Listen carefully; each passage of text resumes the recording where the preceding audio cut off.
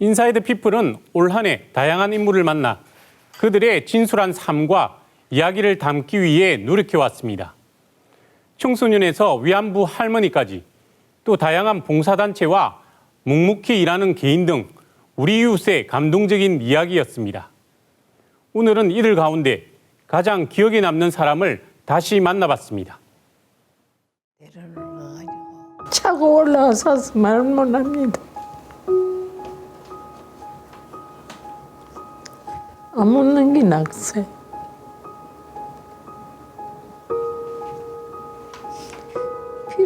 뉴스 인사이드를 만난 김복득 할머니가 눈물을 흘렸던 날, 벌써 2년 6개월 전입니다.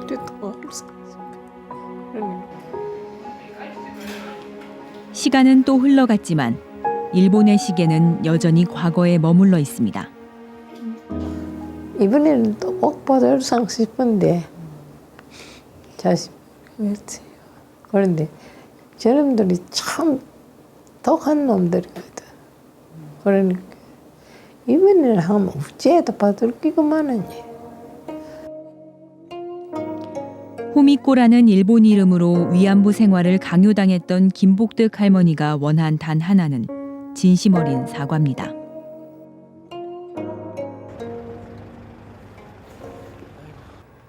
경남 최고령 위안부 피해자 김복득 할머니의 연세는 98살. 그동안 할머니는 줄곧 병원에서 생활해왔습니다. 모습도 눈에 띄게 수척해졌고 건강도 나빠진 할머니의 곁에는 일본군 위안부 할머니와 함께하는 통영거제 시민 모임의 대표 송도자 씨가 지킵니다. 손을 한번 잡아봐. 이렇게.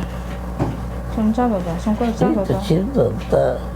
그러니까 힘이 없으니까 자꾸 주물러줘야 돼, 어머니. 할머니께서 지금 하시는 말씀이 지난번에도 잠깐 의식이 돌아왔을 때 할머니께서 나 죽기 전에 일본한테 사죄 받고 싶다.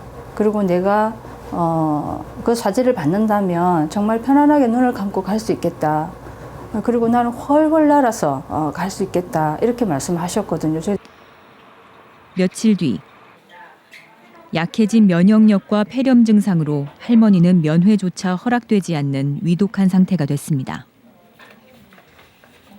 뉴스 인사이드는 병실 밖에서 할머니의 모습을 그저 바라볼 수밖에 없었습니다.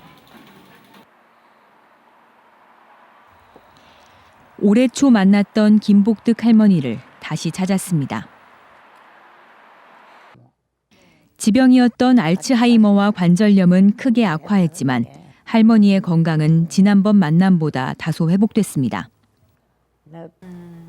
하루 24시간을 누워서 보내는 삶이지만 할머니는 분명한 목소리로 일본의 사과를 말합니다. 이제 나는 그만 잘못했다고 사지만 하면 난 마음이 헐을 날아가 없고 언제부터 좀 심해를 연하면 좋지. 사과 먹으면서 춤추고 나갈게. 나도 뻑ging 누워있어도 가만히 뭐좀 사진을 하면 그런 때 사진을 받으면 좋겠나 마음을 먹고 있는데 저놈들 사진 안 한다 보니까 정부에 등록된 위안부 피해자 238명 가운데 생존자는 모두 46명입니다. 그중 경남의 위안부 피해자 할머니는 올해 초까지만 해도 모두 8분이었지만 그 사이 또 한 명의 할머니가 숨을 거두어 살아있는 피해자는 모두 7명. 고령의 할머니들은 하나둘 세상을 떠나고 있습니다. 일본의 사과를 받지 못한 채 할머니들의 눈물이 역사의 뒤안길로 사라져갈 수도 있습니다. 절박합니다. 이제 정말 시간이 얼마 남지 않았습니다. 이 올 한 해 인사이드 피플에서는 유독 청소년과 관련된 이야기가 많았습니다.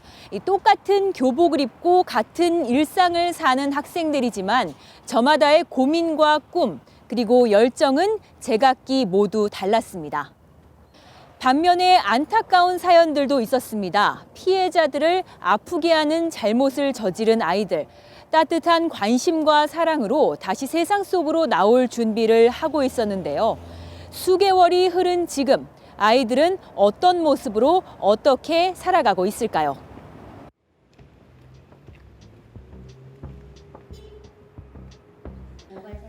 누군가에게 상처를 주고 아프게 했던 청소년들.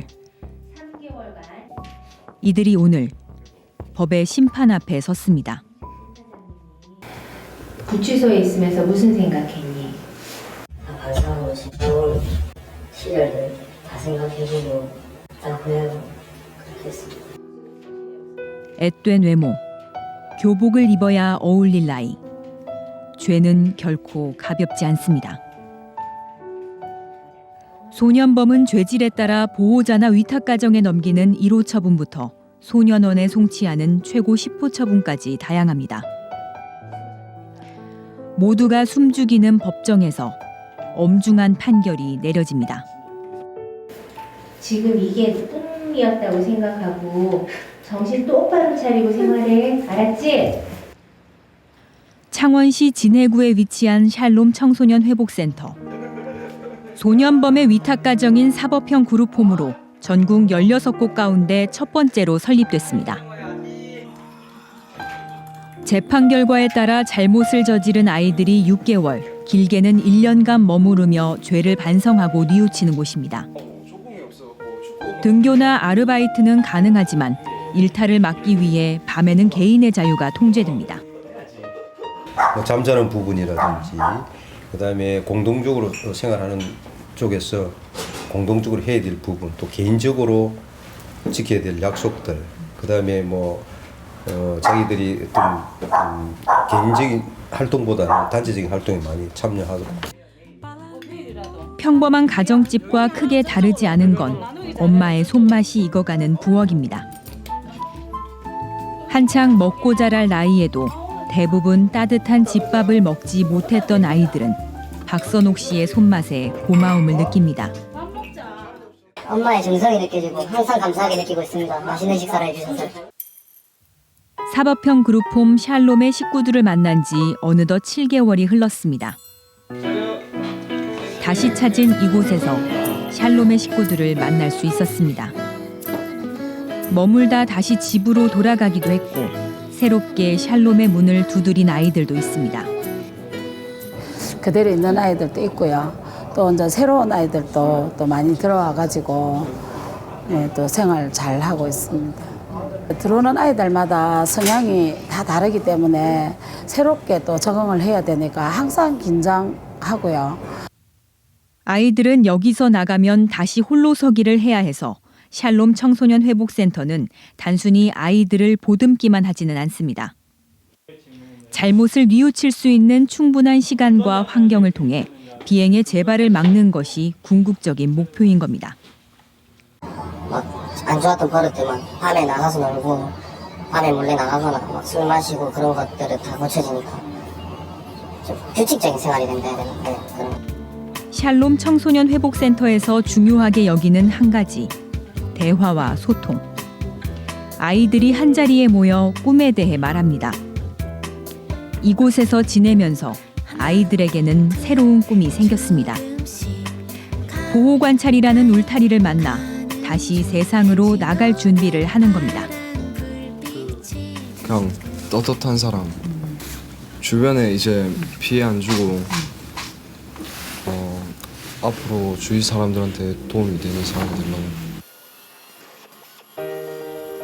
여기에는 일찍부터 미래 기술 명장을 꿈꾸는 학생들이 있습니다. 사천시에 위치한 삼천포 공업고등학교. 산업 현장에 맞는 사람을 길러내기 위해 항공과 조선 분야의 맞춤형 교육을 하는 마이스터 고등학교입니다.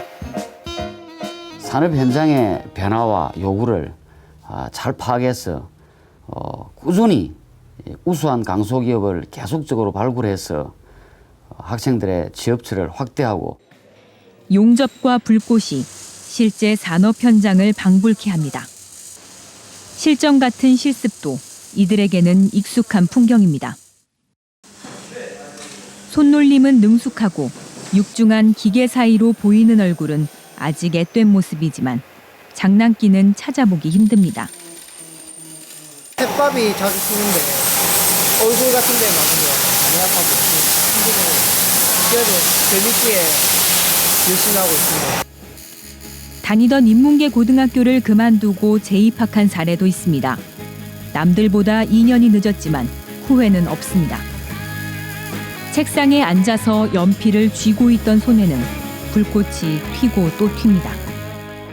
먼저 취업을 하고 나중에 대학을 가도 상관이 없잖아요. 저는 그래서 다니던 고등학교를 그냥 그만두고 다시 1학년부터 들어오게 되었어요. 실습이 한창인 교실에 마이스터고 출신 선배들이 등장했습니다. 같은 꿈을 꾸고 같은 길을 뒤따르는 만큼 선배의 말 한마디가 어떤 수업보다 값집니다. 이 형이 성실이 형이거든요, 이름이. 네, 진짜 성실하게 하신 거, 그런 거 본받고 싶어요. 선배를 본받고 싶다던 후배는 지금 어떤 모습일까? 거제의 한 대기업으로 발걸음을 옮겼습니다. 주인공은 삼천포 공업고등학교 3학년 박영주 학생. 이미 한 기업의 실습생이 됐습니다. 올해 10월 전국 기능경기대회에서 금메달을 목에 걸고 이제는 국제대회를 준비하고 있습니다. 지금 세계 최고가 되려고 지금 고1 때부터 준비했으니까 기대해 주시는데 그 부응할 수 있게 꼭 국가대표 돼가지고 국제대회 나가서 금메달 따는 게 진짜 소원입니다. 여름에 만났던 미래 기술 명장은 계절이 2번 바뀐 지금도 여전히 꿈을 키워나갑니다.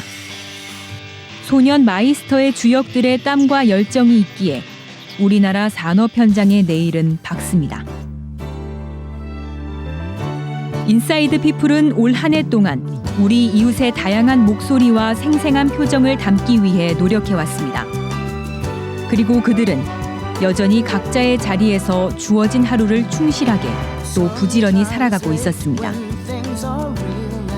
우리는 앞으로도 더 많은 사람의 말에 귀 기울여 우리가 살아가는 현재의 모습을 가장 생생하게 담아낼 것입니다.